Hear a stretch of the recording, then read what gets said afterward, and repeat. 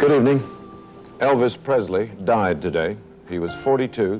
Apparently it was a heart attack. Elvis evidently collapsed when his heart started beating out of tempo and then died. 3:45, maybe a quarter to 4, somebody in Trace Group came up and told me that Elvis passed away. Got there to the gate. There was about 15, 20 people there when I got there. I guess around 7, 8 o'clock, right before it started getting dark. Man, there was so many people there, you just couldn't walk up and down the sidewalk. Elvis Presley's death changed my whole life. I thought like a member of my family had passed away. I remember just sitting down, you know, back there in the back room and just thinking like somebody had punched me in the gut, you know. And then just within minutes, phone rang and my dad called me. He had heard it at work, and when I heard it from my dad, I knew it was the real deal. Walked in and the stretcher was coming down, and that's when Lisa Marie said, "Ricky, my daddy's dead." And I said, "That's not funny.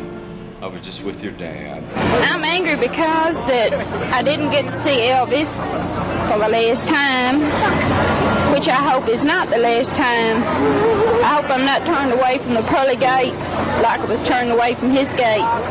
She said, "Honey, Elvis passed away today." And I looked at her and I go, "What?" I'm like, "Nuh-uh." She goes, "No, he did." And then she flipped on the TV and there it was, and I just cried all night. This morning, the crowd was shocked when a car drove into 3 girls outside the Presley mansion, killing 2 of them.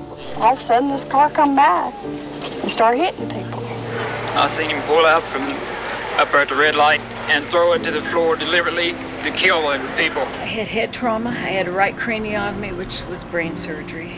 But I'd heard on the news that a drunk driver hit 3 ladies, and I think 2 of them passed away. My mind and heart and soul and everything else was numb because my world had just passed away.